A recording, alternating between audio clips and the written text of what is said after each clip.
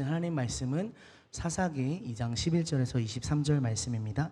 구약성경 사사기 2장 사사기 2장 11절에서 23절 말씀 보도록 하겠습니다.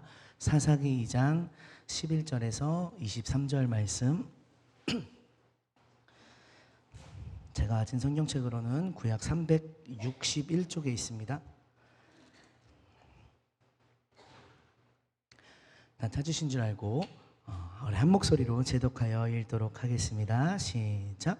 이스라엘 살아계신 하나님의 말씀입니다. 이스라엘 자손이 여호와의 목전에 악을 행하며 바알들을 섬기며 애굽 땅에서 그들을 인도하여 내신 그들의 조상들의 하나님 여호와를 버리고 다른 신들 곧 그들의 주위에 있는 백성들의 신을 따라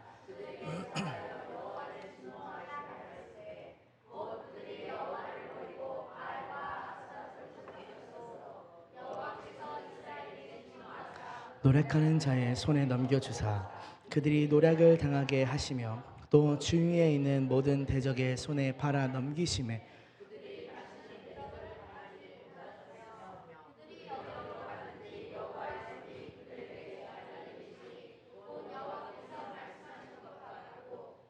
께서 그들에게 맹세하신 것 같아서 그들의 괴로움이 심하였더라. 여호와께서 사사들을 세우사 노략자의 손에서 그들을 구원하게 하셨으나 그들이 그 사사들에게도 순종하지 아니하고 오히려 다른 신들을 따라가 운행하며 그들에게 절하고 여호와의 명령을 순종하던 그들의 조상들이 행하던 길에서 속히 치우쳐 떠나서 그와 같이 행하지 아니하였더라. 여호와께서 그들을 위하여 사사들을 세우실 때에는 그 사사들과 함께 하셨고 그 사사가 사는 날 동안에는 여호와께서 그들을 대적의 손에서 구원하셨으니 이는 그들이 대적에게 압박과 괴롭게 함을 받아 슬피 부르짖음으로 여호와께서 뜻을 돌이키셨음이거늘 그 사사가 죽은 후에는 그들이 돌이켜 그들의 조상들보다 더욱 타락하여 다른 신들을 따라 섬기며 그들에게 절하고 그들의 행위와 패역한 길 그치지 아니하였으므로 여호와께서 이스라엘에게 진노하여 이르시되 이 백성이 내가 그들의 조상들에게 명령한 언약을 어기고 나의 목소리를 순종하지 아니하였은즉 나도 여호수아가 죽을 때에 남겨둔 이방 민족들을 다시는 그들 앞에서 하나도 쫓아내지 아니하리니 이는 이스라엘이 그들의 조상들이 지킨 것 같이 나 여호와의 도를 지켜 행하나 아니하나 그들을 시험하려 함이라 하시니라. 여호와께서 그 이방 민족들을 머물러 두사 그들을 속히 쫓아내지 아니하였으며 여호수아의 손에 넘겨주지 아니하셨더라. 아멘. 오늘은 본문 말씀으로 사사기 2장 11절부터 23절 말씀을 같이 읽었습니다. 우리 제목을 한번 같이 읽어볼까요? 시작. 무너진 시대를 역행하여 바로 세우는 주인공. 여러분이신 줄 믿습니다. 우리가 그렇게 되길 소망합니다. 여러분 피사의 사탑 아시나요? 피사의 사탑 혹시 가보신 분 계신가요? 뭐 가보신 분이 계실 수도 있는데 뭐 저렇게 재미난 사진을 멀리서 찍는 게 유명하죠. 혹자는 말하기를 세계에서 가장 유명한 부실공사다라고 말하기도 하고 만약에 저 탑이 기울어지지 않았더라면 지금까지 유명한 관광지로 남아있을 수 있었을까? 평범한 탑에 불과한데 그렇게 말하기도 한다고 합니다. 1173년도에 공사를 시작해서 공사를 하고 있는데 기울어진 것을 알았다고 합니다. 그래서 공사를 중단시키고 그 상황에서 또 전쟁이 나가지고 한 200년 정도를 가만히 있다 보니까 오히려 그 시간 동안 집안이 다져져서 그래도 지금까지 버티고 있는 이유가 공사 기간이 그렇게 길어서라고 합니다. 200년 만에 완공이 되었는데요. 이제 완공 후에도 서서히 기울어져 갔다고 합니다. 이제 딱히 뭐 손 쓸 수 있는 방법이 없으니까 한 500년 정도를 중세 시대 500년 정도를 그냥 이렇게 그냥 바라만 봤는데 이제 20세기에 와서 더 이상 기울어지면 안 되겠다라고 생각해서 보수 작업을 했다고 합니다. 땅을 파서 콘크리트를 붓고 액체 질소를 부어서 급속으로 이제 얼리고 했는데 하필이면 공사를 잘못해서 더 빨리 기울어지기 시작했다고 합니다. 그래서 이제 한때는 약 5도 정도 이렇게 기울어졌는데 이제 도저히 안 되겠다. 사람들이 올라가기도 하는 탑이라고 합니다. 50m 정도 되는 높이라고 합니다. 저게. 그러니까 무너지면 큰일이 나니까 못 올라가게 이제 1990년도에 폐쇄하고 전면 보수를 해서 2001년까지 11년 동안 이제 반대편에다가 집안 반대편에다가 구멍을 파서 흙을 조금씩 파내는 방법으로 균형을 맞추기 시작해서 이제 2001년도에 최종 보수 작업을 했는데, 그래서 지금은 약 1838년 정도의 기울기 한 4도 정도를 이제 완성했다고 합니다. 그런데 최근에 또 다른 문제가 여기서 발견되었다고 합니다. 뭐냐면은 공사를 너무 잘해서 다시 완전히 탑이 똑바로 서고 있다고 합니다. 그래서 한 1년에 2mm 정도씩 이렇게 올라와가지고 한 200년이나 300년 정도 지나면 탑이 기울어진 게 다 똑바로 서서 더 이상 사탑이라고 부를 수 없게 된다고 합니다. 이제 관광 상품으로서 가치가 떨어지기 때문에 이탈리아 당국에서는 이걸 어떻게 할 거냐, 어떻게 하면 다시 기울어지게 보존을 할 거냐 또 관심을 갖고 있다고 합니다. 제가 말씀을 시작하면서 이 피사의 사탑이 바로 서고 있다라는 말씀을 드린 이유는 지금 이 시대도 많이 무너져 있고 또 믿음과 하나님을 멀리하는 시대의 풍조를 갖고 있지만, 우리가 이 시대에 깨어 있어서 시대를 역행하고 바로 세우고자 하는 그런 노력을 한다면 하나님께서 우리를 통하여 다시 이 시대를 일으켜 바로 세우실 거라는 그런 믿음이 있기 때문입니다. 저와 여러분이 이 무너진 시대를 역행해서 바로 세우는 주인공이 되기를 소망합니다. 오늘 성경을 보면 무너진 시대를 볼 수 있습니다. 오늘 성경을 보면 무너진 시대를 볼 수 있습니다. 오늘 본문은 사사시대 전체의 역사를 요약해 놓은 것 같은 말씀입니다. 사사시대 하나님을 알지 못하고 하나님의 계명을 떠나서 하나님께 범죄하고 또 하나님께서 벌을 주시면 다시 힘들어요 외쳐서 고통 중에 있어요 부르짖어서 하나님이 구원하시고, 또 평안해지면 또 하나님 떠나고, 그 역사의 반복된 역사를 요약해서 보여주는데, 그 요약이 보여주는 사사시대란 어떤 시대냐? 무너진 시대라는 것입니다. 앞서서 가나안을 정복했었던 그 여호수아 시대, 정복의 세대가 가졌던 믿음이 무너진 시대, 또 하나님께서 출애굽을 시켜서 너희는 이제 하나님의 백성, 나의 백성이야 라고 했던 그 목적이 무너진 시대, 온갖 도덕과 이런 하나님께서 주신 아름다운 계명이 무너진 악한 세대, 그렇게 무너진 세대가 바로 사사시대입니다. 본문에서 무너진 시대를 보여주는 말씀 12절부터 14절 말씀을 다시 한번 같이 읽어보겠습니다. 12절부터 14절 말씀 같이 읽겠습니다. 시작. 애굽 땅에서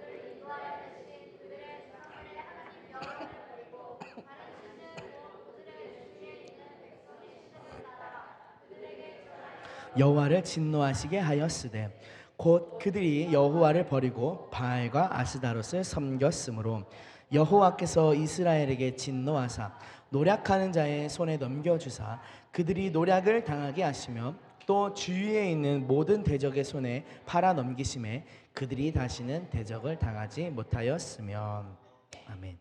이스라엘이 하나님을 버렸습니다. 그리고 우상을 이방신을 섬겼다라고 말씀합니다. 그래서 하나님께서도 이스라엘을 이방인의 손에 넘겼다라고 말씀하십니다. 17절 말씀도 보겠습니다. 시작. 그들이 그 사사들에게도 순종하지 아니하고 오히려 다른 신들을 따라가 음행하며 그들에게 절하고 여호와의 명령을 순종하던 그들의 조상들이 행하던 길에서 속히 치우쳐 떠나서 그와 같이 행하지 아니하였더라. 하나님께서 세우신 사사들에게도 순종하지 않았습니다. 그리고 여호와의 명령을 순종하던 조상들의 길도 버렸습니다. 19절도 보겠습니다. 시작. 그 사사가 죽은 후에는 그들이 돌이켜 그들의 조상들보다 더욱 타락하여 다른 신들을 따라 섬기며 그들에게 절하고 그들의 행위와 패역한 길을 그치지 아니하였으므로. 그나마도 순종을 하든 안 하든 사사가 살아있을 때는 괜찮았는데 사사가 죽은 후에는 더 악해져서 더 다른 신들을 따라 섬기게 되는 그 모습, 그것이 바로 사사시대, 무너진 시대의 모습입니다. 나중에는 어떻게 되었을까요? 이 사사시대가 나중에는 어떻게 되었을까요? 사사들까지도 이제 정신을 못 차리고 같이 방황을 하기 시작합니다. 입다는 잘못된 신앙관으로 인해서 자기 딸을 바쳐서, 외동딸을 바쳐서 죽게 하고, 입산 압도는 아들이 몇 명, 손자가 몇 명이라는 얘기밖에 없습니다. 이스라엘을 어떻게 위해서 뭘 했다라는 내용이 없습니다. 그리고 삼손은 여자에게 정신이 팔려가지고 자기가 지켜야 될 사명도 잊어버리고 결국 비참한 최후를 맞이하게 됩니다. 그리고 삼손 이야기가 끝나고 나서 17장부터는 사사가 등장하지도 않습니다. 20장, 이제 18, 19, 20, 21장 이렇게 4개의 장이 남아있는데도 사사가 없습니다. 우상 숭배하고 잘못된 신앙관, 그리고 성적 타락과 살인, 동족 간의 전쟁이 일어나는데도 그 어디에도 하나님께서 사사를 세우셨다 혹은 사사가 일어났다라는 말이 없습니다. 저희 중고등부, 이제 유초등부 주나이티드가 지난 월요일부터 거룩한 도전이라는 이름으로 성경을 통독을 하고 있습니다. 구약 역사서 말씀을 통독하고 있습니다. 그래서 어제도 오전 10시부터 저녁 8시까지 같이 성경을 말씀을 읽었는데 사사기를 읽으면서 한 친구가 물었습니다. 왜 18장부터는 사사가 등장하지 않는 건가요? 사사기, 사사들의 이야기인데 왜 사사들이 등장하지 않나요? 라고 이야기했습니다. 제가 대답했습니다. 사사시대에 하나님을 저버린 이스라엘이 얼마나 악해졌는지, 그 사회가 얼마나 악해졌는지를 보여주기 위한 그래서 기록된 내용이기 때문이다 라고 이야기를 했습니다. 네, 사사시대는 하나님을 저버려서 가면 갈수록 더욱 무너진 시대가 되었습니다. 그런데 이 문제는 무엇이냐면 이 사사시대가 결코 짧은 시절이 아니라는 것입니다. 이제 사사들의 활동 시기가 겹치는 것을 얼마나 겹치느냐에 따라 좀 다르겠지만 본야에 따라 다르겠지만 대략 400년 이상의 시기입니다.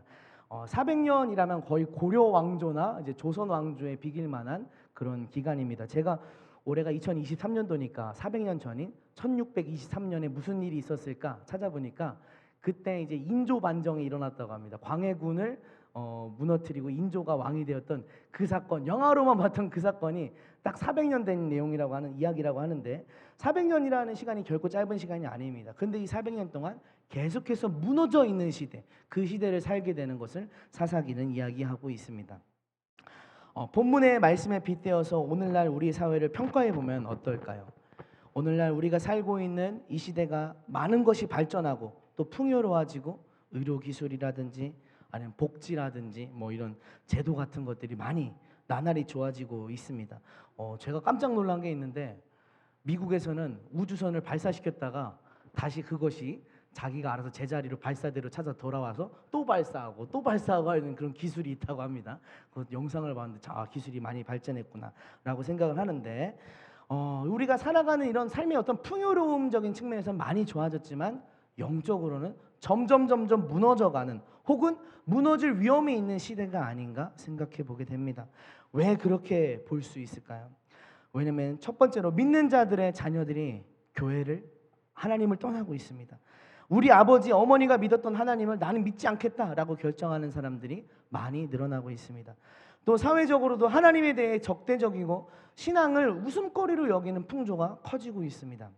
그러면서도 아이러니하게 죽음이라든지 아니면 귀신을 숭배한다든지 타로 카드로 점을 본다든지 하는 것 같은 미신에는 더욱 열광하고 있습니다. 그러면서 젊은이들에게 사회에 대한 비관적인 태도가 확산되고 있습니다. 점점 우리도 이 사사시대랑 비교했을 때 우리도 비슷하게 이런 무너진 시대를 향해 가고 있는 게 아니냐라는 말씀을 드리고 있는 것입니다. 술, 담배 예전에보다 지금 20대 혹은 10대 청년들이 더 많이 하는 것 같습니다. 문신, 온몸이나 얼굴을 가득하게 문신을 덮은 사람들을 심심치 않게 만나게 되는 시대가 되었습니다. 또 마약, 우리나라에서도 최근에 마약 문제가 급속하게 퍼지고 있죠. 대전도 예배가 아닙니다. 최근 3년 동안 대전에서 마약과 관련돼서 검거된 청소년이 200명이라고 합니다.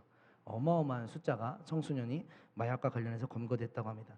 방탕함, 이제 성적인 도덕에 대한 부분은 나날이 갈수록 그 인식이 추락하고 있는 것 같습니다. 더 이상 결혼이라는 것을 거룩한 신성한 제도로 사람들 마음속에 인식하지 않고 그렇게 얘기하면 웃기는 소리 하고 있네 이렇게 받아들이는 시대의 문화가 되어가고 있는 것 같습니다.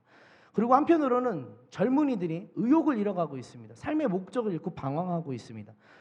재미난다기보다는 좀 흥미로운 점은 이러한 현상들이 우리나라에만 국한된 게 아니라 중국, 한국, 일본 이 동북아 세계 국가에 공통적으로 일어나는 현상이라는 것입니다. 젊은이들이 의욕이 없고 삶의 목적을 몰라 방황하고 중국에서는 젊은이들이 그냥 길바닥에 누워 있는 게 유행이라고 합니다.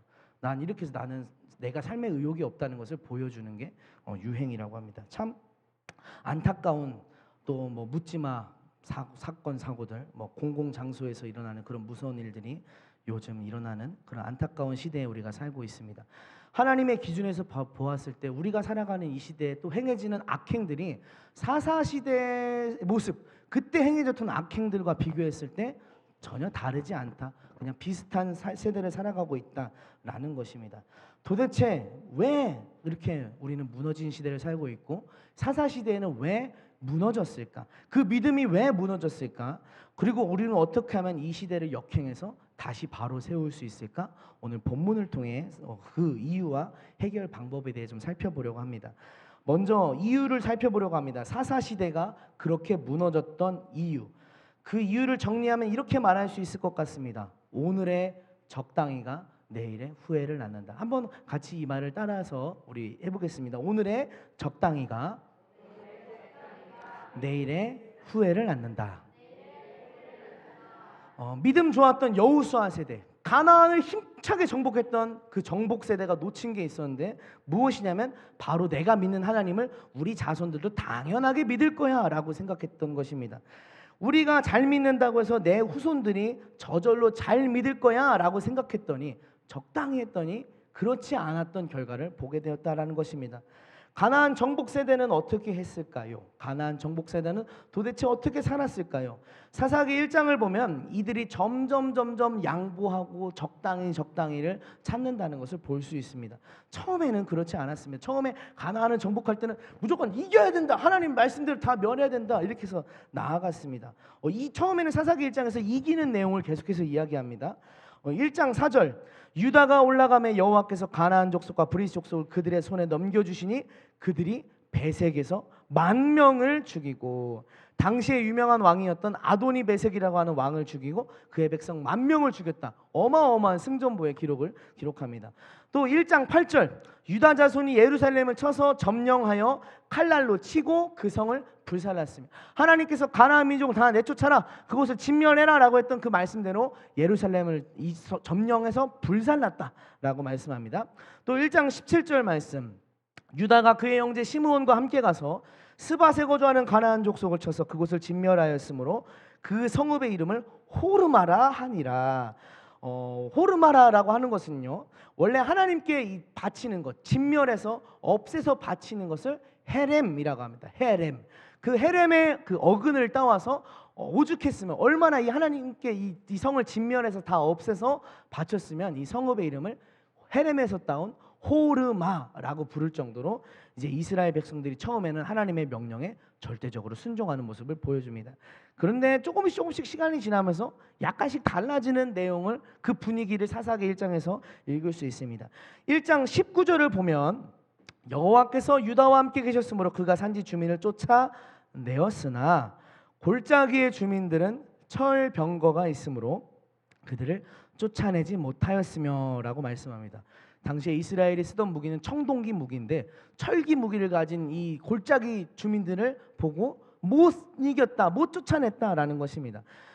그리고 이어지는 내용에서 21절에서는 베냐민, 27절에서 므낫세, 29절에서 에브라임, 30절에서 스불론, 33절에서 납달리 지파가 공통적으로 말하는 것은 무엇이냐면 다 쫓아내지 못하고 하다 보니까 그냥 우리 같이 살자, 이렇게 되어버렸다라는 이야기를 말씀하고 있습니다. 물론 나중에 힘이 강성해져서 그들에게 물을 길어와라, 나무를 패와라, 노역을 시키긴 했지만 결국에 양보하고 그들과 함께 거주했다는 내용을 말씀하고 있습니다.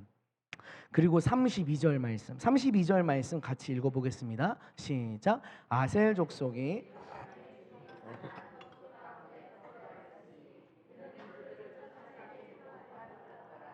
아멘. 그 전에는 지파들이 쫓아냈으나 이 가나안에 있던 사람들도 그들 가운데 거하였더라 이렇게 말했는데, 이제는 아셀은 가나안 족속 가운데 아셀이 거했더라 이렇게까지 왔습니다. 그리고 34절 말씀, 34절도 같이 읽겠습니다. 시작. 아모리 족속이 단 자손을 산지로 몰아넣고 골짜기에 내려오기를 용납하지 아니하였으며, 이제는 아예 주어가 바뀌었습니다. 이스라엘 지파가 주어가 아니라 그곳 아모리 족속이 주어가 되어서 단자손 니네 내려오지 마 라고 하면서 아예 그 산 위로 아예 몰아넣고 내려오기를 용납하지 아니하였다라고 말씀합니다. 그러니까 정리해서 보면 1장에서는 앞부분에서는 하나님께서 주신 승전보, 아예 그곳을 다 쳐서 진멸하는 그 승전보를 전했는데 점점 갈수록 그들을 용납하더니 그들에게 속한 자가 되고 나중에는 그들에게 쫓기는 자가 되는 그 모습까지 사사기 1장에서 계속해서 변하는 모습을 보여주는 것입니다. 처음에 유다 지파가 거의 모든 원주민을 몰아냈지만 나중에 대부분의 이스라엘 다른 지파들은 가나안의 원주민들을 몰아내거나 진멸시키지 못하고 그들과 어울려 살았다라고 말씀합니다. 이것이 문제의 시작, 아까 보았던 무너진 시대가 되는 원인 중에 가장 중요한 이유입니다. 다 몰아내지 않았던 것이 결국 다음 세대에 이르러서 다음 세대들이 하나님을 떠나게 만드는 결과를 만들었습니다. 그럼 왜 다 몰아내지 않았을까? 정말 말 그대로 다 몰아내라고 하셨는데 왜 다 몰아내지 않았을까? 그 이유를 생각해 보면 물론 군사력의 차이다, 뭐 전투관에서 다 이기지 못했다라고도 말할 수 있지만 가장 큰 이유는 전투의 의지가 점점 잃어갔기 때문입니다. 전투의 의지를 점점 상실했기 때문입니다. 1장 27절과 34절, 35절을 보면 재미있는 표현이 있습니다. 먼저 1장 27절 말씀을 같이 읽어보겠습니다. 시작. 므낫세가 베스안과 그에 딸린 마을들의 주민과 다안악과 그에 딸린 마을들의 주민과 이블르함과 그에 딸린 마을들의 주민과 무깃도와 그에 딸린 마을들의 주민들을 쫓아내지 못하며 가나안 족속이 결심하고 그 땅에 거주하였더니, 결심했다라는 표현을 쓰고 있습니다. 또 34절에서 35절 말씀도 읽어보겠습니다. 시작. 아모리 족속이 단 자손을 산지로 몰아넣고 골짜기에 내려오기를 용납하지 아니하였으며 결심하고 헤레스산과 아얄론과 사엘빔에 거주하였더니 요셉의 가문의 힘이 강성함에 아모리 족속이 마침내는 노역을 하였으며, 여기서도 단자손을 산 위에 몰아넣고 그들이 내려오지 않기를 용납하지 않았던 것을 결심했다라고 말씀하고 있습니다. 이야! 그래, 결심했어. 이스라엘 놈들에게 내 땅 뺏기지 않겠어 라고 결심했더니 그 결심을 이스라엘이 못 이겼다라는 것입니다. 어떤 지파는 같이 그 결심에 못 밀려서 그냥 같이 살자라고 되고, 어떤 지파는 아예 쫓겨다니고 그 결심을 못 이겼다라고 합니다. 그렇다. 근데 한번 생각해 볼 게 있습니다. 먼저 완전히 쫓겨났던 그 민족도, 완전히 진멸당했던 그 민족들이라고 해서 우리도 이스라엘과 싸울 거야 라고 하는 그 결심이 없었을까요? 아마 그들도 똑같이 무조건 이겨야만 해, 무조건 싸워서 살아남아야만 해, 이렇게 생각했을 것입니다. 뭐 우리 집에 뭐 도둑이 온다고 해서 난 무서우니까 방 안에 숨어 있어야지, 다 가져가세요, 이렇게 하는 사람들은 없을 것입니다. 빨리 경찰에 전화하고 하다못해 뭐 파리채라도 들고 나가서 이렇게 할 겁니다. 그런 결심과 의지가 다 있는데, 그 결심과 의지는 똑같이 있는데 왜 어떤 지파는 그 결심을, 상대방의 결심을 꺾고 승리하고, 왜 어떤 지파는 그 결심에 속수무책으로 내어주게 되느냐? 왜냐하면 이스라엘이 점점 가면 갈수록 그들의 결심을 꺾어서 이겨낼 만한 그들보다 더 큰 결심을 하지 않았기 때문입니다. 이 정도만 해도 그냥 우리도 살고 저들도 살고 충분한데 라는 그런 생각에 갇혔기 때문입니다. 점점 전투를 하다 보니 우리도 희생을 당하고 우리도 손실이 있는데 그냥 여기 머무르면 안 될까라고 하는 그런 마음들이 이스라엘에게 찾아왔기 때문입니다. 정말 하나님의 명령을 따라서 가나안을 정복하는 문제에 있어서 반드시 이겨야만 한다, 너 죽고 나 살자, 악이다 깡이다, 뭐 이런 그런 각오로 나아갔더라면은 언젠가는 승리를 다 물리치고 승리를 했을 텐데, 그냥 흐리멍텅하게 이제 물러터진 간마냥 아유 좋은 게 좋은 거지 라고 하면서 내어주다 보니까 그들과 공존하는 것, 하나님의 명령에 불순종하는 것을 선택했다라는 것입니다. 그 결과가 어떻게 되었을까요? 이스라엘이 점령한 가나안 땅 안에 이방인들의, 그들의 흔적이 남게 되었습니다. 그들이 섬기던 신전이, 산당이 그대로 있고 그들이 하는 우상 숭배의 문화가 그대로 남게 되었습니다. 이스라엘 자손이 믿든지 말든지 간에 상관없이 이방신에 대한 숭배 문화가 그곳에 자리 잡게 되었다라는 것입니다. 이게 결정적으로 후대의 발목, 나중에 다 이어지는 다음 세대의 신앙을 꺾어버리는, 잃어버리게 만드는 역할을 합니다. 어쩌면 그 당대에는 편했을지 모릅니다. 모두 죽이거나 몰아내기까지 치열한 전투를 안 해도 되고, 또 가나안 족속들이 힘든 일 대신 해주니까 몸이 편했을지 모릅니다. 어쩌면 속으로는 아유 땡큐다 이렇게 생각했을지 모릅니다. 그렇지만 그 적당히 넘어갔던 그 적당히 했던 그것이 나중에 후회를 가져왔다라는 것입니다. 가나안 정복 세대, 이 세대는 사실 믿음은 흔들리지 않았습니다. 아무리 이방인들과 같이 산다고 해도 우리는 우리의 하나님을 섬긴다는 그 믿음은 분명했습니다. 2장 1절에서 5절을 보면은 복임에서의 일, 복임에서의 사건이 나옵니다. 2장 1절과 5절 말씀을 우리 한 목소리로 같이 읽어보겠습니다. 시작. 여호와의 사자가 복임으로 올라와 말하되 내가 너희를 애굽에서 올라오게 하여 내가 너희의 조상들에게 맹세한 땅으로 들어가게 하였으며 또 내가 이르기를 내가 너희와 함께한 언약을 영원히 어기지 아니하리니 너희는 이 땅의 주민과 언약을 맺지 말며 그들의 제단들을 헐라하였거늘 너희가 내 목소리를 듣지 아니하였으니 어찌하여 내가 또 말하기를 내가 그들을 너희 앞에서 쫓아내지 아니하리니 그들이 너희 옆구리에 가시가 될 것이며 그들의 신들이 너희에게 올무가 되리라 하였노라. 여호와의 사자가 이스라엘 모든 자손에게 이 말씀을 이르매 백성이 소리를 높여 운지라. 그러므로 그곳을 이름하여 복임이라 하고 그들이 거기서 여호와께 제사를 드렸더라. 아멘. 하나님의 사자가 복임, 그러니까 길갈이라는 지역에서부터 복임이라고 하는 지역으로 올라와서 말씀을 대언했는데 그 말씀의 내용이 무엇이냐면 너희가 내 말을 따르지 않고 원주민들을 다 쫓아내지 아니하였으니 그들이 너희의 옆구리에 가시가 될 것이고 그들이 너희에게 올무가 될 것이다 라고 말씀하셨습니다. 그런데 여기에는 이스라엘이 아직 하나님을 떠났다라고는 말씀하고 있지 않습니다. 오히려 하나님의 말씀을 들은 이스라엘이 보인 반응은 뭐냐면 저희가 잘못했습니다. 하나님 잘못했습니다 라고 하면서 눈물을 흘리며 그들이 하나님께 제사를 드렸다라고 말씀하고 있습니다. 그러니까 그 정복하던 그 세대만큼은 이방인들이 같이 사는 것을 용납했을 망정 그들은 믿음을 갖고 있었습니다. 그런데 이게 무서운 점입니다. 이방인들이 같이 살아도 나는 내 믿음을 잘 지킬 수 있어. 나 잘 지키고 있어. 그렇게 안일하게 생각했던 것이 그래도 우리는 괜찮아. 왜냐하면 우리의 믿음은 변치 않아 라고 생각했던 그것이 나중에 후세대에 가서는 후손의 세대들은 그 믿음을 갖지 못하는 그 원인이 되었기 때문입니다. 그들은 괜찮았을지 몰라도 후손들은 괜찮지 못했습니다.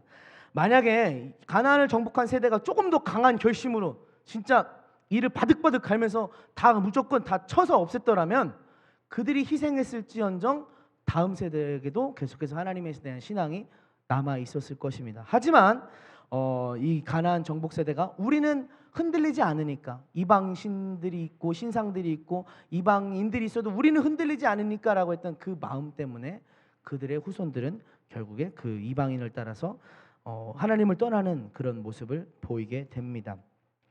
오늘날 우리의 모습도 이 말씀에 비추어서 돌아봐야 합니다. 나는 잘 믿고 있어서 괜찮아. 나는 흔들리지 않아서 괜찮아 라고 하는 모습이 우리 안에 있지는 않습니까? 나 적당히 넘어가는 것 때문에 적당히 나는 그래도 잘 믿었는데 라고 하는 그 생각 때문에 우리의 자녀들이 하나님을 떠나고 있지는 않습니까? 믿음은 자동적으로 물려지지 않습니다. 내가 잘 믿고 있으니까 언젠가 우리 후손들도 돌아올 거야 라고 하는 생각은 위험한 생각입니다. 오늘 우리가 결심하고 가나안 족속을 몰아내는 것처럼 결심하고 적당히 타협하지 않고 우리가 희생을 치르면서도 끝까지 나아가는 것이 우리 후손들의 신앙으로 이끌 수 있는 유일한 방법입니다. 저는 앞서서 이 가나안 민족들이 결심하고 그곳을 떠나지 않았다, 쫓겨나지 않았다라는 말씀을 묵상하면서 이 시대에는 더욱 강한 결심이 필요하다는 것을 생각했습니다. 만약에 이 세상이 우리를 하나님으로부터 더 멀어지게 만들기를 결심했다면 우리는 그것보다 더 세게 더 강하게 하나님을 붙잡겠다고 결심하고 행동해야 됩니다. 저는 다음 세대를 보면서 이렇게 생각합니다. 이 시대에는 강대강으로 가야 된다. 세게 나오면 세상이 세게 나오면 우리 더 세게 나가야 된다. 예전에 그 믿었던 그 믿음 생활보다 더 강하게 하나님을 찾고 하나님께 부르짖고 하나님께 나아가는 그런 믿음 생활을 해야 된다. 다시마 육수 빼듯이, 다시마 육수 솔직히 얼추 우리잖아요. 얼추 그 마셔봐도 사실 다시마 맛도 잘 모르겠더라고요. 향만 좀 나지. 그런데 그런 얼추 우려낸 수준 갖고는 이 다음 세대에서 믿음을 지켜내는 게 불가능합니다. 팍 가가지고 그냥 뽀얗게 막 찐득하게 우려낸 그 사골 국물 같은 그렇게 팍 강하게 고아낸 그런 믿음만이 다음 세대에서 승리하는 믿음이 되는 것입니다. 최근에 새벽 예배에서 출애굽기 말씀을 보고 있습니다. 어제 32장 말씀을 읽었는데 레위 지파의 헌신을 다시 보게 되었습니다. 앞서서 모세가 산에 올라서 40일 동안 주야로 금식하면서 하나님을 만나고 왔습니다. 십계명 하나님께서 직접 써주신 그 돌판, 거룩한 그 돌판을 갖고 내려왔는데 산 아래서 이스라엘이 하고 있는, 이렇게 표현해야 될 것 같습니다, 짓거리는 뭐냐면 금송아지 우상을 만들어서 춤추고 있던 것입니다. 모세가 이제 또 한승질 하기 때문에 열받아서 그 돌판을, 하나님이 주신 돌판을 내어 던집니다. 그 우상을 태워서 재 빻아가지고 물에 섞어가지고 다들 마셔, 이렇게 다 백성들에게 마시게 합니다. 그리고 나서 하나님의 명령을 따라서 누구든지 칼을 들어서 자기 형제 지파를 치라고 이야기합니다. 하나님께 타락한 백성들을 쳐서 죽이라는 거죠. 아무도 안 움직이고 머뭇 있는데 레위 지파가 움직입니다. 칼을 빼들고 형제 지파들을 칩니다. 3,000명쯤 죽었을 때 이제 하나님께서 칼을 거두게 하시고 말씀을 따라서 순종한 레위 지파를 너희는 앞으로 내 제사를, 내 예배를 섬기는 그 지파가 되어라, 하나님 성전에 섬기는 지파로 구별하여 부르십니다. 저는 그 말씀을 이번에 다시 읽으면서 레위 지파 같은 그 미친 열심, 그 열심을 가진 사람을 하나님이 사용하시는구나 묵상할 수 있었습니다. 이 시대도 마찬가지입니다. 하나님께서는 그 미친 열심, 하나님이 아니면 안 되겠다라고 하는 그 열심을 가진 사람을 사용하십니다. 물론 뭐 사람을 죽여도 된다거나 과격하게 해야 된다는 것은 아닙니다. 하지만 우리가 세상의 가치관을 대적하고 멀리하고 하나님 것을 따르겠다라고 하는 그 결심에 있어서만큼은 레위 지파 같은 그런 미친 열심이 필요합니다. 우리의 다음 세대가 여러분 그런 미친 열심을 가진 자, 하나님 마음에 합한 자 되도록 기도해 주십시오. 강대 강으로 이전 세대보다 더 강하게 예수님을 믿는 세대가 되도록 권면해 주십시오. 그래야 하나님을 잃어버리지 않습니다. 이스라엘에게 있어서 오늘의 적당히 양보했던 것이 나는 괜찮았지만 그 다음 세대에게 하나님을 떠나는 후회를 낳았다는 것을 기억하면서 그것이 이스라엘에게 사사시대 400년을 무너지게 한 원인이었다는 것을 기억하면서 저와 여러분이 이제 시대를 역행해서 하나님을 믿는 일에 강력하게 헌신하고 또 더 큰 역사를 일으키는 이제 우리 교회와 여러분의 가정의 자녀들, 그 다음 세대가 될 수 있도록 여러분 함께 노력해 주십시오. 다음으로 본문에서 저와 여러분은 이 시대를 역행해서 바로 세울 수 있는 방법을 찾을 수 있습니다. 그것은 바로 순종입니다. 순종. 여기서 순종은 아무도 따르지 않을 때 나는 따르는 그 순종입니다. 예전에 그런 광고가 갑자기 생각이 납니다. 예전에 있었던 텔레비 광고 중에 파로마인가 그 가구 광고가 있었습니다. 갑자기 느닷없이 파로마 하고 이렇게 들어가는 그 광고가 있었습니다. 그 광고에서 나중에 아마 이런 광고도 했을 겁니다. 모두가 예스라고 말할 때 노라고 말하는 한 사람, 뭐 이런 광고도 했을 건데 모두가 순종하지 않을 때 순종하는 자 하나님이 찾고 계십니다. 본문 20절에서 22절 보면 이렇게 말씀하십니다. 같이 읽어보겠습니다. 시작. 여호와께서 이스라엘에게 진노하여 이르시되 이 백성이 내가 그들의 조상들에게 명령한 언약을 어기고 나의 목소리를 순종하지 아니하였은즉 나도 여호수아가 죽을 때에 남겨둔 이방 민족들을 다시는 그들 앞에서 하나도 쫓아내지 아니하리니 이는 이스라엘이 그들의 조상들이 지킨 것 같이 나 여호와의 도를 지켜 행하나 아니하나 그들을 시험하려 함이라 하시니라. 그리고 3장 4절에서도 이렇게 말씀하십니다. 같이 읽겠습니다. 시작. 남겨두신 이 이방 민족들로 이스라엘을 시험하사 여호와께서 모세를 통하여 그들의 조상들에게 이르신 명령들을 순종하는지 알고자 하셨더라. 아멘. 하나님께서 하시는 것은 시험입니다. 하나님께서 시험해 보신다고 말씀하셨습니다. 도대체 무엇을 시험하시느냐? 여호와께서 조상들을 통해 그 명령을 주신 그 말씀에 순종하는지 안 하는지를 시험해 보겠다 라고 말씀하십니다. 순종하는 자를 찾으신다라고 말씀하십니다. 당시에 이스라엘의 시간으로 우리가 들어가서 생각을 해보면 앞서서 하나님을 잘 믿던 세대는 다 세상을 떠난 시간이었습니다. 모세가 세상을 떠났죠. 여호수아가 세상을 떠났죠. 또 여호수아의 다음 세대들도 이제는 잊혀진 세대가 되었습니다. 이제 하나님이라고 하는 말은 모세가 뭐 홍해를 가를 때처럼 역사적으로 자기가 직접 체험적으로 경험하고 하나님의 역사를 본 세대들은 다 사라져 죽고 구전으로 전승으로 그 말씀으로 들었던 하나님만 알고 있는 세대가 되었습니다. 하나님은 그 세대에서 찾고 싶으셨습니다. 말씀만 듣고서도 순종하는 사람이 있을까? 내가 모세에게 주어서 이스라엘에게 일러준 그 명령을 순종하는 백성이 있을까? 아무도 관심이 없어도 안식일을 준수하고 십계명을 지키고 하나님의 율법을 사랑하는 그 사람이 이스라엘에게 있을까? 하나님이 보고 싶으셨습니다. 찾고 싶으셨습니다. 저는 이 말씀을 읽으면서 순종하는 사람과 대조되는 개념을 한 가지 보았습니다. 그것은 부르짖는 사람입니다. 부르짖는 사람.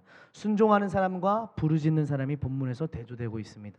한 가지 오해를 좀 피하고자 미리 말씀드리면 부르짖는 기도가 잘못됐다는 게 아닙니다. 본문에서 말하는 부르짖음이 따로 있습니다. 본문 2장 18절에서 19절에서는 이렇게 말씀합니다.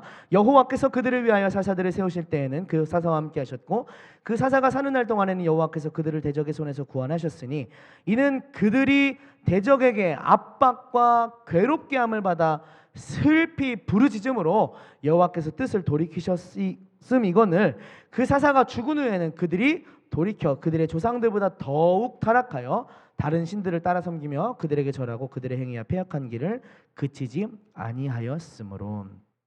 본문에서 말하는 부르짖는 사람은 무엇이냐면 이방 나라와 압제 때문에 힘들어서 부르짖는 사람입니다. 힘들어요 이렇게 부르짖는 그 사람입니다. 그러면 하나님께서 긍휼히 여겨주셔서 이스라엘을 구원해 주시는데 중요한 것은 이것입니다. 구원받은 이후에 그 사사가 죽은 후에는 그들이 돌이켜 더욱 타락하여 하나님을 또 멀리하는 그 백성이 되었다라는 것입니다. 삶의 어려운 환경이 올 때 부르짖는 것은 누구나 하는 일입니다. 내가 힘들어요. 나 좀 살려주세요. 제발 나 죽겠어요. 하는 것은 삶의 고통이 올 때 부르짖는 것은 누구나 하는 것입니다. 막막한 끝에 이르렀다든지 아니면 도저히 있을 수 없는 고통이 있다든지 힘들 때 부르짖는 것은 누구나 하는 일입니다. 하지만 평안할 때, 구원받았을 때, 하나님의 평안이 임했을 때, 혹은 괴롭더라도, 혹은 유혹이 있더라도 그것을 이기고 순종하는 것은 아무나 하는 일이 아닙니다. 하나님은 그 사람을 찾고 계십니다. 많은 사람들이 고통이 찾아오면 부르짖기는 하여도 평안함이 찾아왔을 때 말씀을 따라 순종하는 것을 잘 하지 않습니다. 예수님께서 말씀하신 것처럼 좁은 문, 좁은 길로 가는 사람이 적습니다. 그것이 일반적인 현상이기에 하나님은 이 시대를 역행해서 이 환경을 역행해서 순종하는 그 사람을 찾고 계신 것입니다. 누가 말씀에 순종하며 살까? 평안할 때든지 고통스러울 때든지 유혹이 있을 때든지 누가 나의 명령을 순종할까? 하나님은 지금 그때나 지금이나 그 순종하는 사람을 찾고 계십니다. 무너진 시대를 거스르는 방법 바로 말씀에 순종하는 것입니다. 우리가 말씀에 순종하는 거, 어려움이 올 때 부르짖는 건 누구나 할 수 있다고 말씀드렸습니다. 어려움이 와서 부르짖고 하나님을 찾는 것으로 그치는 것이 아니라 말씀에 순종하는 자가 될 때 우리는 이 시대를 역행하고 이 시대를 바로 세우는 주인공이 될 수 있습니다. 저와 여러분이 아무나 할 수 없는 그 순종의 백성이 되길 축복합니다. 하나님께서는 그만큼 강하게 순종의 사람을 보기 원하십니다.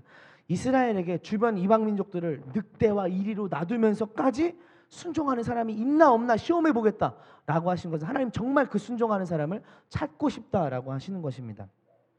하나님께서 과연 사사시대에 이 순종하는 사람을 찾으셨을까요? 이건 퀴즈입니다, 여러분.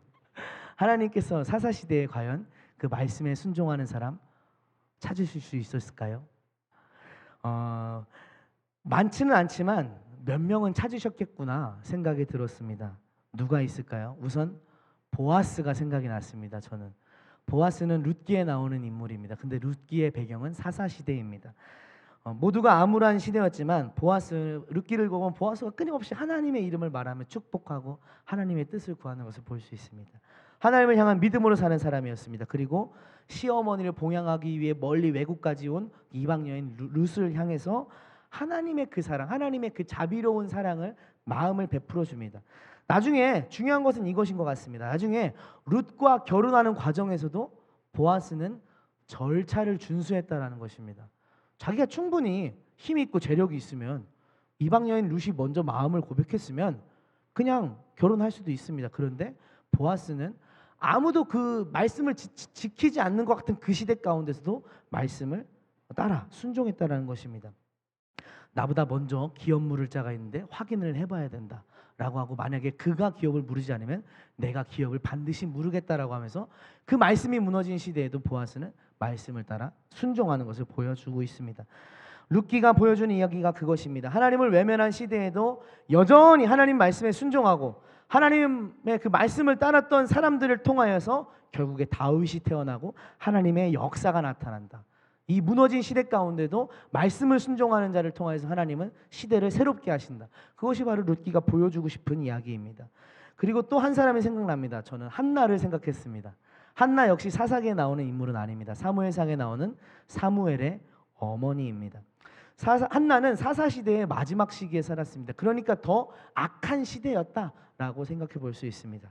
자녀가 없다는 이유로 분인나에게 맨날 당하고 억울한 일 당하고 놀림받고 늘 고통 속에 있었던 여인이었지만 하나님의 구원을 의지했던 여인, 기도했던 사람, 아둔한 제사장의 말이라도 그 약속을 하나님의 말씀으로 믿었던 사람. 무엇보다 한나는요, 그가 구한 대로 응답을 받자 자기 소원을 철저하게 이행하는 모습을 보여줍니다. 사무엘이 젖을 떼자 바로 성소에 들여 선지자로 자라게 했습니다. 아마도 혹시나 그냥 혹한 사람이라면 하나님, 아무리 기도해서 하나님이 자녀를 주셨어도 내가 이 자녀가 나한테 어떤 존재인데 내가 그동안 분인나로부터 당하던 이 모욕과 멸시를 이기게 해준 그 자녀인데 포기하기 힘들었을지 모릅니다. 하지만 한나는 자기가 말한 대로 기도한 대로 하나님 앞에 신실하게 서원을 이행했고 하나님께서 그 서원 그 이행한 것을 기쁘게 보셔서 나중에 자녀를 5명으로 제가 기억하는데 더해 주셨다라고 성경에서 말씀하고 있습니다. 이렇게 사사시대가 아무리 어둡고 암울했어도 하나님의 말씀을 믿고 따르는 사람들이 있었다라는 것입니다. 그리고 그 사람들을 통해서 하나님께서 이 시대를 다시 세워 가셨다는 것을 우리는 볼 수 있습니다. 오늘날의 시대가 아무리 무너지고 어렵다고 하여도 우리가 이 시대를 역행해서 시대의 흐름에 따라가는 것이 아니라 시대의 역행해서 말씀에 순종함으로 나아간다면 이 시대에도 다시 하나님의 사람이 세워질 수 있습니다. 그리고 이 시대도 다시 바로 세워질 수 있습니다. 저와 여러분이 먼저 하나님의 말씀에 순종하는 사람이 되기 원합니다. 그냥 힘들 때 찾는 하나님이 아니라, 교회에서만 만나는 하나님이 아니라 나의 인생 전부를 다해서 나의 삶 가운데서 하나님 말씀을 따라 순종하는 주인공이 되시길 소망합니다. 그리고 나는 잘 믿는다고 이 어려운 상황 가운데 적당히 다음 세대에게 믿음을 당연히 믿겠지 생각하는 게 아니라 강한 결심으로 나아가는 저와 여러분 되기를 소망합니다. 날마다 말씀 앞에 엎드려 순종할 바를 찾는 그 사람, 하나님께서 찾으시는 한 사람인 줄 믿습니다. 결론을 맺고자 합니다. 이 시대가 무너졌어도 그것을 다시 바로 세울 방법은 다시 기본기로 돌아가는 것입니다.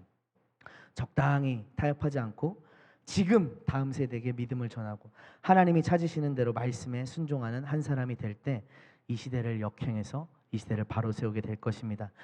저는 오늘 말씀을 마치면서 한 가지 이야기로 좀 마치고자 합니다.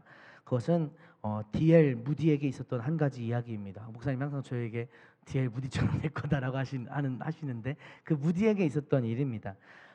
사실 무디는 초등학교도 나오지 못했던 저학력자였습니다. 그렇다 보니 그의 말이 아무리 세계적인 설교자, 복음 전도자가 되었어도 문법이 매우 틀리는, 매우 안 맞는 사람이었다고 합니다. 쉬운 예로 you and I, 영어로는 너와 나 이렇게 해야 되는데 항상 그가 했던 말은 you and me 이렇게 했다라고 합니다. 그걸 갖고 이렇게 맞지 않는 문법으로 말을 하고 그랬는데, 언젠가 한 번은 영국의 캠브리지 대학교에서 설교를 했었다라고 합니다. 지금도 그렇지만 당시에는 대학이 더 적었기 때문에 캠브리지 하면은 최고의 명문 대학이었습니다.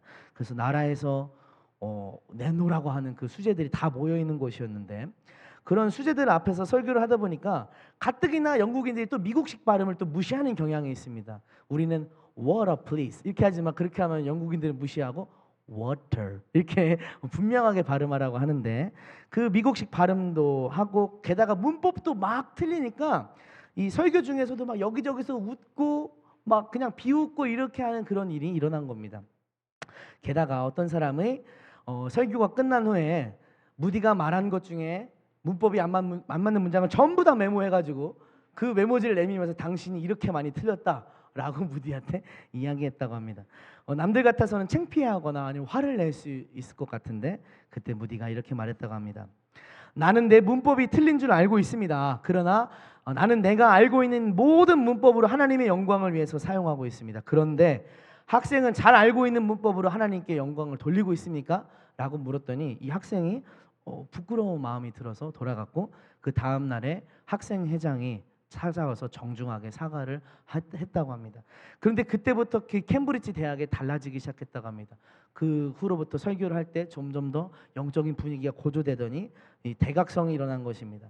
예수님을 영접하기 시작했고 학교의 분위기가 달라졌습니다. 그리고 무엇보다도 그 학교를 졸업만 하면은 그냥 모든 세계 각지에서 어서 오라고 스카우트하는 그런 학교인데 세상의 직업을 포기하고 선교사로 헌신하고 중국에 가서 복음을 전하고 미국에 가서 다시 다른 학생들이 헌신할 수 있도록 그들을 초청하는 역할을 하고 그들을 통해서 전 세계의 부흥과 대각성이 찾아왔습니다. 이때 선교사로 헌신했던 캠브리지 7인 7명의 사람들이라고 하는 사람들 아직도 굉장히 선교학에서는 유명한 사람들입니다. 오늘 이렇게 무너진 시대를 역행해서 우리가 바로잡고자 하는 노력들이 어떻게 보면은 세상의 기준으로 볼 때는 무디가 사용하던 틀린 문법처럼 미약한 것일 수 있습니다. 우리가 하는 순종, 나 한 사람의 순종이 뭐라고, 나 한 사람의 믿음이 뭐라고, 나 한 사람의 변화가 뭐라고 이렇게 얘기할 수 있겠지만 그것을 들어서 사용하시는 하나님을 우리가 바라보기 원합니다. 하나님께서 무디의 부족한 언변을 사용하셔서 선교사들을 일으키시고 또 그들을 통해서 또 다른 사람들을 일으키셔서 세계의 부흥을 각성을 주셨던 것처럼 오늘날 우리가 이 무너진 시대 가운데서도 우리의 믿음을 하나님 앞에 드리기로 결심하고 순종하기로 결심하고 그 믿음을 따라 강하게 나아가기로 결심한다면 우리를 통해서 하나님께서 이 시대를 바로 세워 주실 것입니다. 누가 이 시대를 바로 세울 주인공입니까? 저는 저와 여러분이 그 주인공 되길 원합니다. 우리 교회가 무너진 시대를 역행해서 바로 세우는 주인공 되기를 원하면서 말씀을 마치겠습니다. 우리 시간 함께 기도하길 원하는데요. 먼저 찬양을 드리기 원합니다. 주님 다시 오실 때까지 나는 이 길을 가리라.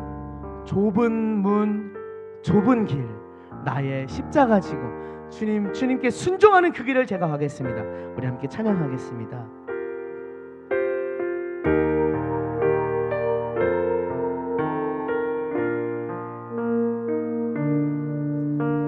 주님 다시 오실 때까지 나는 이 길을 가리라. 좁은 문, 좁은 길, 나의 십자가 지고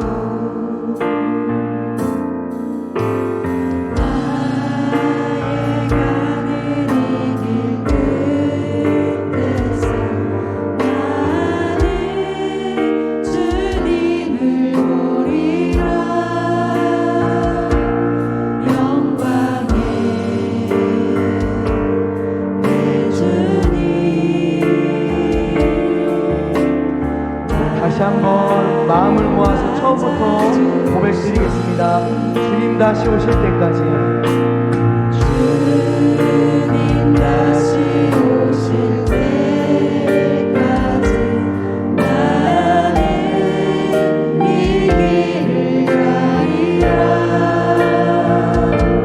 좁은 문, 좁은 길,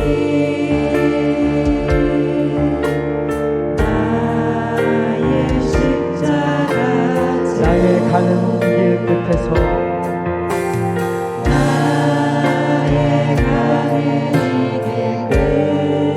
끝에서 나는 주님을 보리라. 영광의 내 주님, 나를 맞아주시니 주님 다시 오실 때까지, 주님 다시 오실 때까지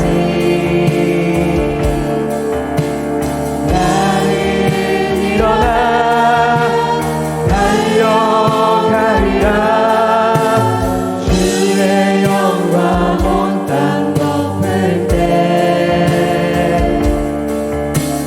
나는 일어나 노래하리.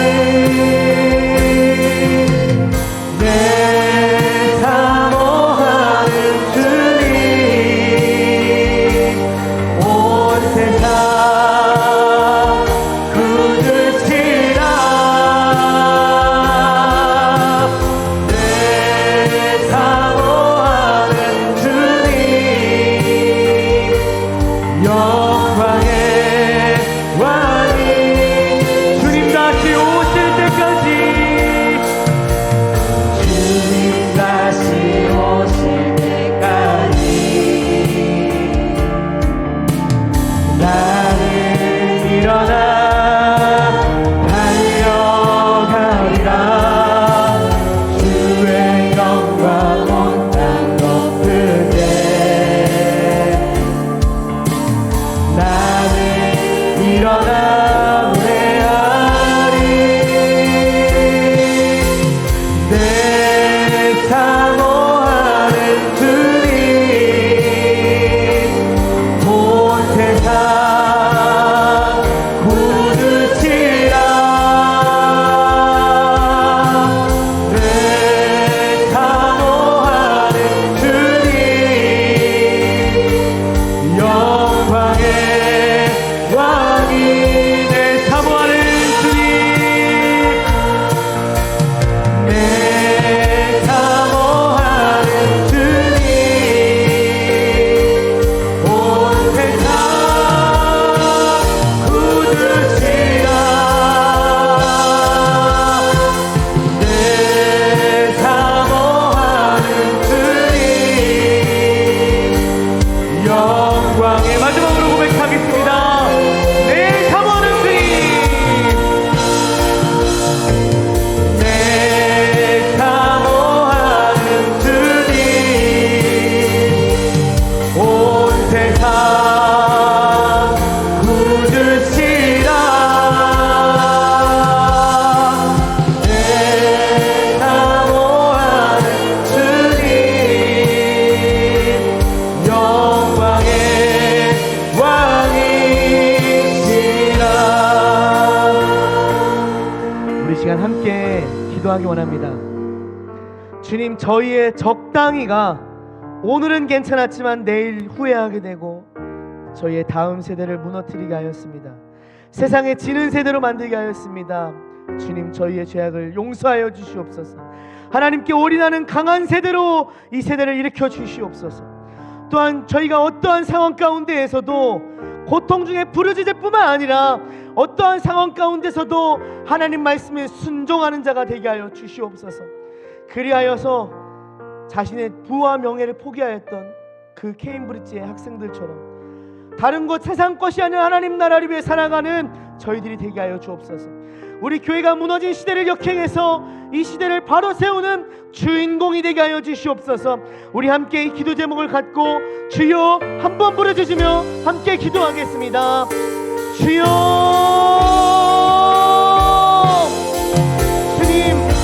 주님께서 순종하는 그 한 사람을 찾고 계십니다. 주님께서 순종하는 그 한 사람을 찾고 계신 것을 저희가 날마다 보면서 날마다 인식하면서 나의 삶을 하나님의 말씀으로 바꾸어가기 원합니다. 우리의 삶을 하나님의 말씀에 순종하는 삶으로 바꾸어가기 원합니다. 나의 안일한 신앙 때문에, 나의 적당히 타협하는 마음 때문에 무너진 우리의 다음 세대를 주님 긍휼하게 해주시고 우리의 죄악을 용서하여 주시고 우리의 마음을 주님 새롭게 하게 하여 주시옵소서. 우리의 결심을 새롭게 하게 하여 주시옵소서. 하나님, 우리의 결심을 새롭게 하게 하여 주시옵소서.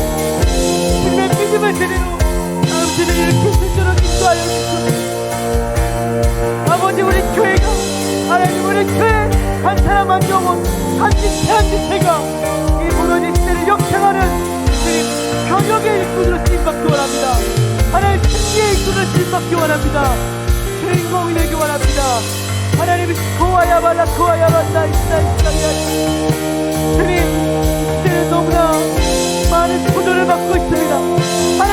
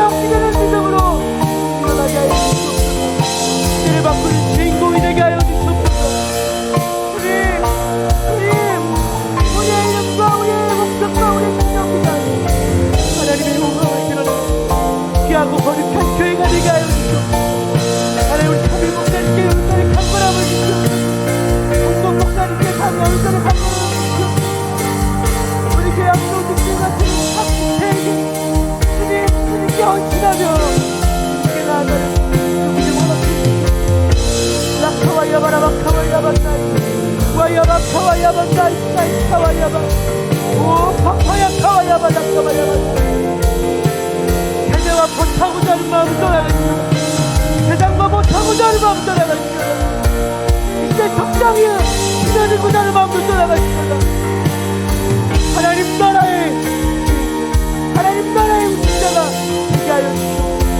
하나님 커바야발라 커바야발라 이스라이스라야 와야바라 커바야발라 이스라이스 커바야발라 라와야바 커바야발라 이스라이스 커바야발라 와쿠아야발라.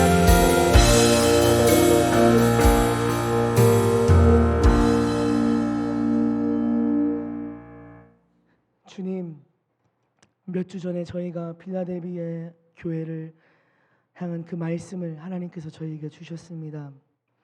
작지만 강한 교회, 믿음을 지키고 순결하였던, 주님께 칭찬받았던 그 타락한 세상 가운데서도 교회다운 교회로 세워졌던 그 교회, 하나님, 저희들이 그렇게 되기를 기도했습니다.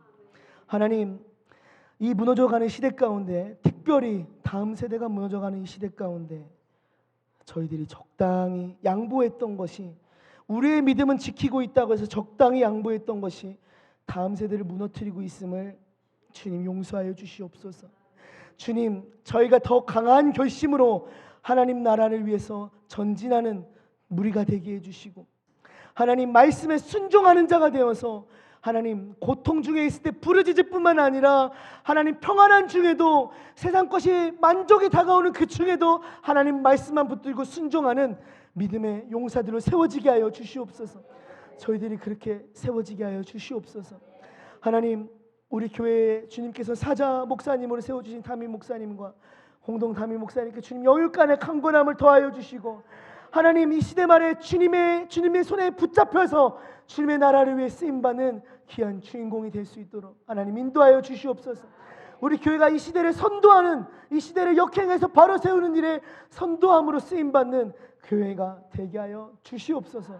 주님이 일에 같이 헌신하고 같이 협력하기로 마음을 모은 우리 교회 주님 지체들을 마음껏 축복하여 주셔서 저희의 결심과 기도가 오늘 이 시간 한 시간에 국한된 것으로 끝나지 않도록 저희 붙잡아 주시옵소서. 감사드리며 예수님의 이름으로 기도드렸습니다. 우리 주님께서 가르쳐 주신 기도 함께 하겠습니다. 하늘에 계신 우리 아버지여, 이름이 거룩히 여김을 받으시오며 나라의 임하옵시며 뜻이 하늘에서 이루어진 것 같이 땅에서도 이루어지이다. 오늘날 우리에게 일용할 양식을 주옵시고, 우리가 우리에게 죄진 자를 사하여 준 것 같이 우리의 죄를 사하여 주옵시고, 우리를 시험에 들게 하지 마옵시며 다만 악에서 구하옵소서. 나라와 권세와 영광의 아버지께 영원히 있사옵나이다. 아멘.